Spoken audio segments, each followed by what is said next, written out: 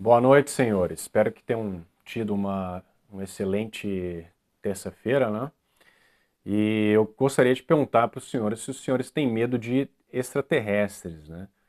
Porque eu não sei se os senhores têm acompanhado as notícias aí, mas tem vários supostos avistamentos de OVNIs, principalmente nos Estados Unidos, né? E tem um pessoal morrendo de medo. Às vezes é balão chinês, às vezes é OVNI. E eu queria então, né, discutir esse assunto pensando do ponto de vista católico. A gente pode fazer algumas perguntas, como por exemplo, seria um impedimento para o catolicismo que houvessem diferentes vidas fora da Terra? E se essas vidas fossem inteligentes? Caso avistamentos de ETs sejam reais, o que são exatamente esses ETs?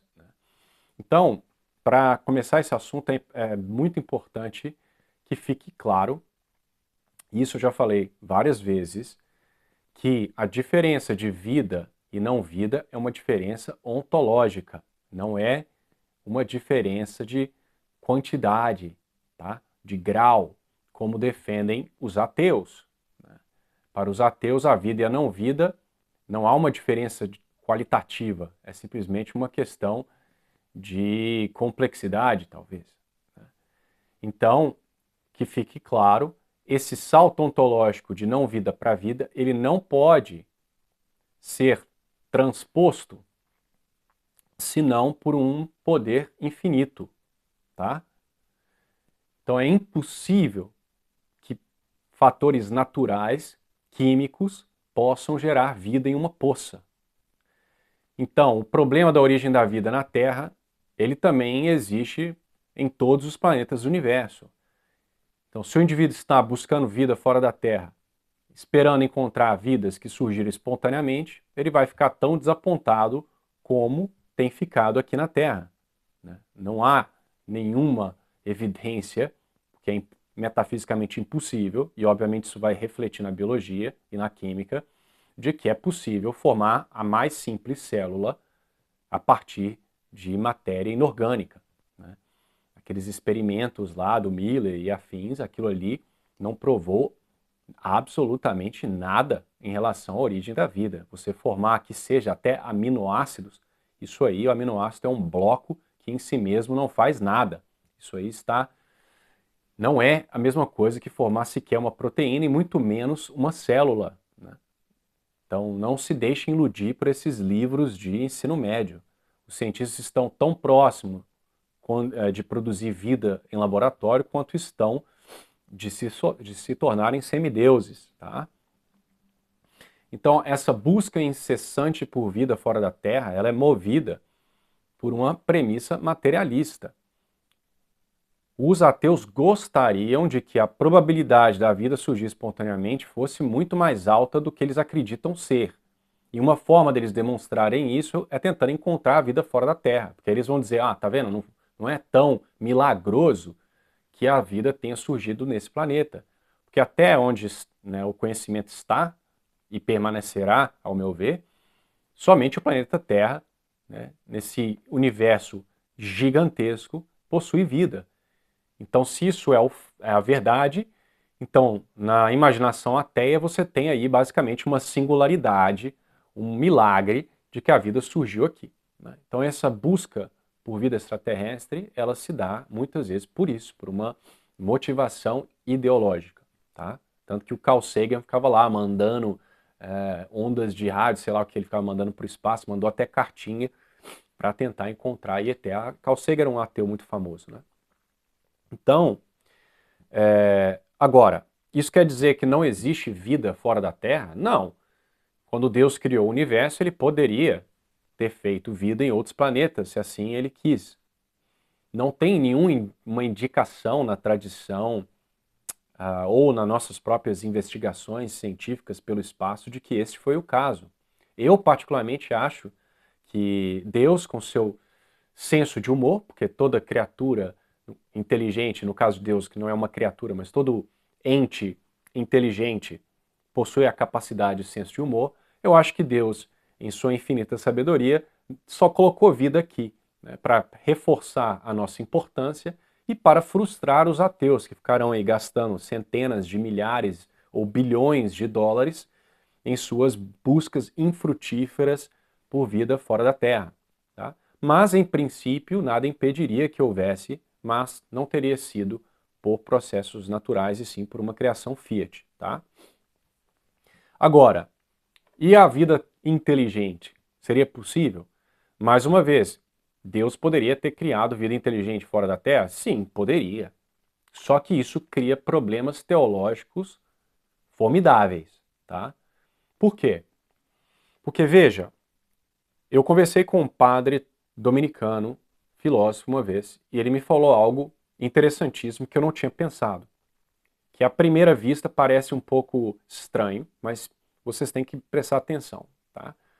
Se houvessem criaturas inteligentes fora da Terra, criaturas essas que não são por espírito, mas fossem, né, criaturas compostas de forma e matéria, elas seriam necessariamente humanas.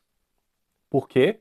Porque a definição de homem é animal racional. E a definição de animal é aquele que tem alma sensitiva.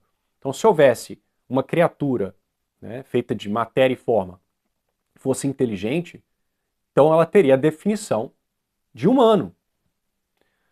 E sendo eles humanos, você criaria um problema teológico, como eu disse, formidável. Primeiro, porque a Bíblia e a tradição nos dizem claramente que todos os humanos são descendentes de Adão e Eva. Então, da onde que os filhos de Adão e Eva teriam ido para o espaço nos últimos, se você é terra jovem, alguns milhares de anos, se você não, pelo menos que seja 4 milhões de anos. Então, em algum momento lá na nossa história de 4, 7 milhões de anos, a gente criou uma nave espacial, foi para outros planetas e a tecnologia se perdeu? Não, óbvio que não, né? E criaria-se também um problema, ainda que se você ignorasse a questão da origem monogênica da espécie humana, vamos supor que houvessem humanos em outros planetas, como funcionaria a questão da redenção? Né? Teria havido pecado original entre aqueles humanos? A morte de Cristo no planeta Terra serviria para aquelas pessoas que estão em outros planetas? Então, assim, não há razão nenhuma, né, nem científica, e muito menos teológica, para se acreditar que exista vida fora da Terra e que essa vida seja inteligente. Além do que, mesmo no próprio senso comum, você achar que ETs inteligentes, com uma tecnologia avançada para fazer né, naves espaciais que viajam a, sei lá, quase a velocidade da luz, ficariam dando voltinhas aí pelo planeta Terra, aparecendo no quintal de algumas pessoas ou na fazenda afastada do seu John lá no noroeste americano, ou ali em Varginha, em Minas Gerais. Então, não faz sentido, né? Então, tendo dito tudo isso, o único evento que coloca um pouco dúvidas na minha mente é exatamente o evento do ET Bilu. Porque ali, dada a profundidade do que foi dito pelo ET Bilu, eu às vezes me questiono se talvez as minhas premissas teológicas não estejam incorretas. Porque nenhuma criatura humana seria capaz de proferir tamanha sabedoria. Mas excluindo-se o ET Bilu e a sogra de algumas pessoas que também são extraterrestres, ETs são simplesmente uma fantasia de pessoas New Age ou de cientistas que estão aí muito determinados a encontrar a vida fora da Terra, né? Agora, o que então seriam esses avistamentos de supostos ETs ou OVNIs? Bom, os OVNIs poderiam ser qualquer coisa, desde naves, aviões ou tecnologias aí de algum país ou um balão, o que quer que seja, ou com algum fenômeno meteorológico ou que seja espacial, que nós não conhecemos muito bem, né? Porque nós conhecemos muito pouco sobre o próprio oceano, quanto mais o universo como um todo. Isso eu estou, obviamente, pressupondo que esses avistamentos são verdadeiros, né? Podem ser totalmente falsos. Agora, e em relação ao avistamento das criaturas em si mesmas, né? Nos ETs. Ah, eu conheço um fulano que viu um ET. ou tem um relato muito, parece muito verdadeiro de algum lugar, de pessoas que viram ETs, etc. Bom, eu já escutei, ok, em uma palestra de um padre exorcista, que na vasta maioria dos casos, os supostos ETs são, na verdade, demônios. Tá? Ele deu, por exemplo, um caso de uma mulher que estava supostamente sendo visitada por esses extraterrestres, né?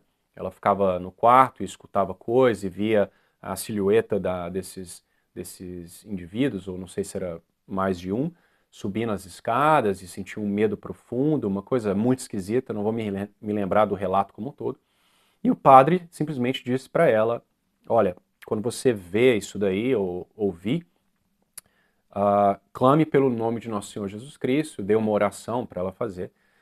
E quando isso aconteceu de novo com ela ficou travada no primeiro momento, não conseguia, né, falar uma única palavra, mas assim que ela conseguiu soltar simplesmente o nome de Nosso Senhor, né, falar Jesus Cristo me ajuda, a silhueta sumiu, né, foi embora.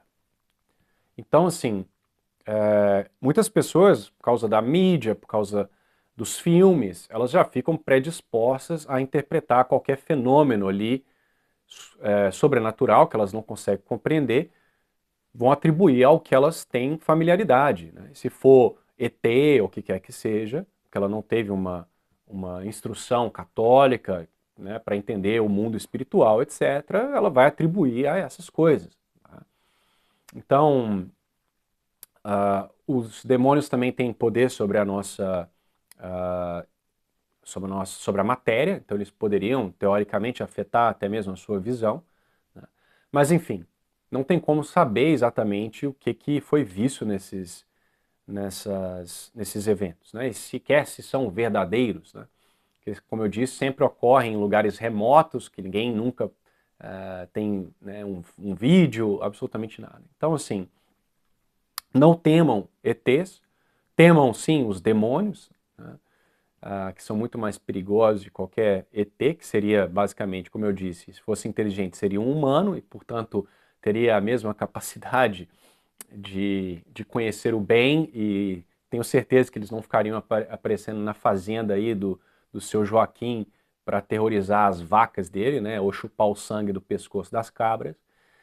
Então, ao meu ver, não há o que se preocupar, entendeu? Preocupe-se sim com a sogra e, como eu disse, eu deixo em aberto se o ET Bilu realmente é um extraterrestre, porque, como eu disse, ali realmente há evidências de que pode ser. Mas tirando isso, fiquem tranquilos, vão tocando o barco, mas se tiver uma invasão extraterrestre, eu sugiro correr para Varginha e, não sei, tenta, sei lá, o brasileiro ele tem uma habilidade muito grande de fazer amizade, até no ponto de ônibus, então talvez ofereça uma cachaça para o ET, pede para jogar uma pelada, alguma coisa do tipo, e é bem provável que ele fique abrasileirado e vá morar em Copacabana e, sei lá, se enturmar. Então essa é a minhas sábias palavras para esse final de terça-feira.